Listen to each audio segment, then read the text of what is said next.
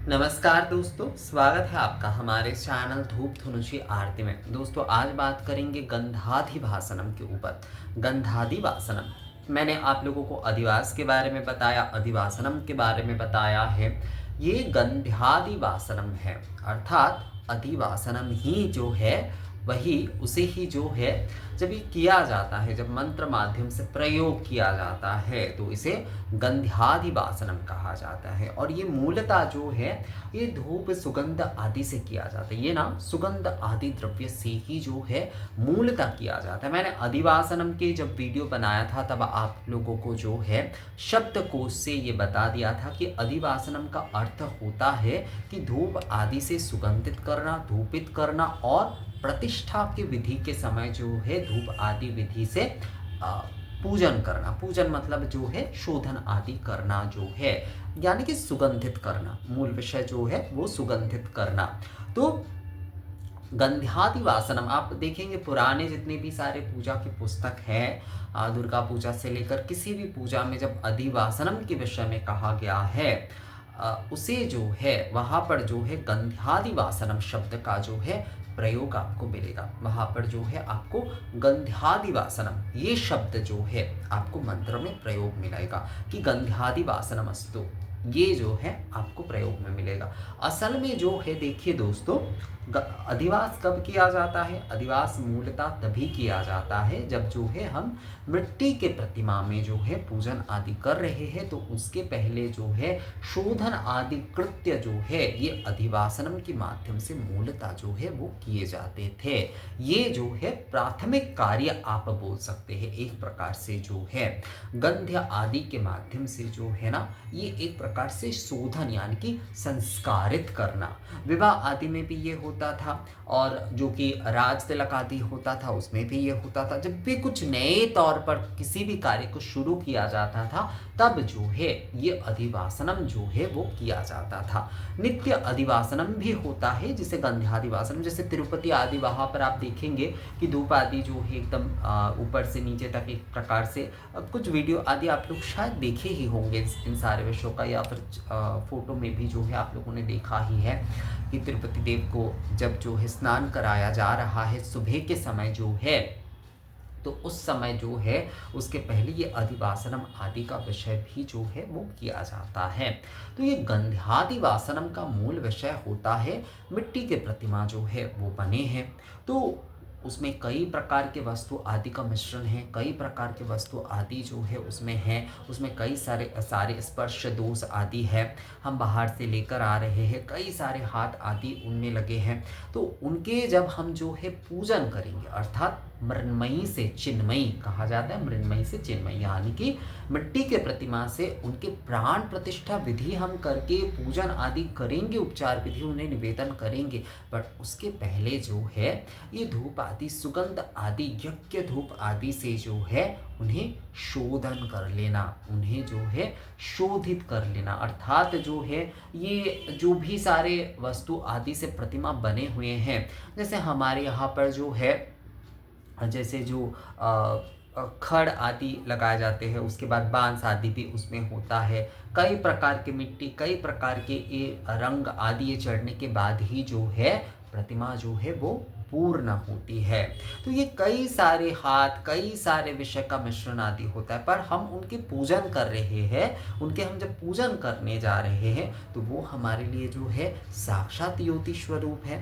तो एक प्रकार से जो है हम उसके पहले जो है हम ये सारे विधि इसलिए करते हैं ताकि जो है देखिए उन्हें हम मातृ रूप में पूजन कर रहे हैं, हम अपने सखा के रूप में, जैसे आप श्री विष्णु के अगर पूजन कर रहे हैं तो उन्हें आप सखा के रूप में, पिता के रूप में पूजन कर रहे हैं। महादेव की भी वही होता है। वैसे तो महादेव की ज़्यादातर जो है लिंग रूप में पूजन किए जाते हैं, तो लिंग रूप में आवश्यकता उतनी होती नहीं है, पर कई लोग जो है पहली बार जब करते हैं तो ये विधि वो कर लेते हैं। पर नर्मदेश्वर या फिर जो है वानेश्वर में ये विधि जो है वो आवश्यक नहीं होता है। शालग्राम शिला में भी वही विषय होता है, पर मिट्टी के जब भी कोई प्रतिमा बन रहे हैं या फिर धातु से जो भी प्रतिमा बनाए गए हैं, पहली बार जो है प्रतिष्ठा किए जा रहे हैं, तब जो है ये गंध्यादिवासनम जो है वो करना बहुत ज़रूरी होता है। अर्थात इतने सारे स्पर्श आदि हुए हैं, इतने सारे हाथ आदि लगे हैं, तो इसलिए जो है ये जो सुगंधित, ये जो यज्ञ धूम्र है, ये जो सुगंधित धूम्र आदि है, ये जो पवित्र धूम्र आदि, क्योंकि वायु से बढ़कर जो है ना शुद्ध कुछ हो ही नहीं सकता। और ये पंचवायु धूप आदि जो है, धूप हवन आदि, ये सभी कुछ जो है ये पंचवायु के प्रतीक होते हैं और इसमें अग्नि होते हैं, इसमें धूपाग्नि होती है। तो दोनों तरह से ही जो है ये शोधन करते हैं, ये जो है ये शुद्ध करते हैं दोस्तों। कोई भी वस्तु को जो है वो शोधन करते हैं और शुद्ध करते हैं, क्योंकि उसमें अग्नि होते हैं और वायु होते हैं। वायु का अग्नि तो सभी को शुद्ध स्पर्श मात्र से ही शुद्ध कर देते हैं, और वायु में कहा गया है कि वायु में दुर्गंध आए या सुगंध आए, पर वायु जो है अपने तरह से ही चलता है, वायु निर्मल होता है, क्योंकि वायु जो है वो निर्मल होता है। तो सुगंध आदि, पवित्र आदि, ये वस्तु आदि से ही जो है, जो मिट्टी के प्रतिमा में हम पूजन करने जा रहे हैं, उन्हें जो है, जो स्पर्श दोष आदि लगा है, उन्हें जो है हम पहले शोधन आदि करते हैं। उसके बाद जो है हम उनके आरती करते हैं, ये प्रार्थना करते हैं कि माँ हम कल जो है माँ, या फिर जिनके भी देखिए, मैं कई समय माँ शब्द का प्रयोग करता हूँ, तो इसलिए आप कहते हैं, आप लोग कहते हैं कि दादा आप माँ शब्द का प्रयोग करते जा। असल में क्या है, हर किसी की भावना की विषय है, क्योंकि मैं देवी उपासक हूँ ना, तो ये शब्द जल्दी में जो है, मतलब ऐसे ही जो है निकल जाता ही है। तो यही विषय है कि माँ हम आपकी जो पूजा कल करेंगे, उसके बाद हमने ये विधि किए हैं, तो आप कल हमारी एक आरती के माध्यम से ये शोधन आदि कार्य करने के बाद जो है, यानी कि मूर्ति को संस्कारित किए जाते हैं। ये जो धूप आदि विषय है, तो इससे जो है मूर्ति को संस्कारित किया जाता है। उसके बाद आरती के माध्यम से प्रार्थना की जाती है कि माँ कल आप जो है इस मूर्ति में ही जो है विराजित होकर, प्राण प्रतिष्ठा आदि विधि के बाद इसमें ही विराजित होकर जो है आप हमारी पूजा आदि जो है वो ग्रहण करिएगा। ये जो है हम प्रार्थना करते। तो पुराने जो भी सारे आप लोग देखिएगा, वो जो है गंध्यादिवासन कहा गया है। गंध्यादिवासन यही जो है प्राचीन अधिवास है, अधिवासनम कहा गया है जिसे। और आजकल जो अधिवास हम देखते हैं वो मूलतः जो है एक लौकिक अधिवास है, पर तंत्र में जो है लौकिक वस्तु आदि को भी जो है, असल में ये जो है, जो साधारण आदिवासी आदि, उनके भी पूजा आदि के कई सारे नियम होते थे, तो उन्हें भी जो है तंत्र में जो है, खासकर जो है उनका भी बहुत ज़्यादा इम्पोर्टेंट दिया गया है। और हमारे शास्त्र में, हमारी विधि आदि में जो है उन्हें भी जो है अपनाया गया है। जैसे दुर्गा पूजा के समय आप देखिए, क्या उन सारी वस्तुओं का जो है जो प्रयोग किए जाते हैं, तो उसके साथ जो है उनका कोई मंत्र नहीं होता है, क्योंकि वो सारे वस्तु जैसे धान्य आदि, मही आदि, वो सब कुछ जो दिए जा रहे हैं, वो असल में तो वैदिक वस्तु होते नहीं हैं, तो उसके साथ एक वैदिक सूक्त पड़े जाते हैं, पर वो जो क्रिया होते हैं ना, वो लौकिक होते हैं असल में जो है। और जैसे वरण होता है, तो वरण का ही एक रूप है, मतलब एक लौकिक वरण का ही वो रूप है।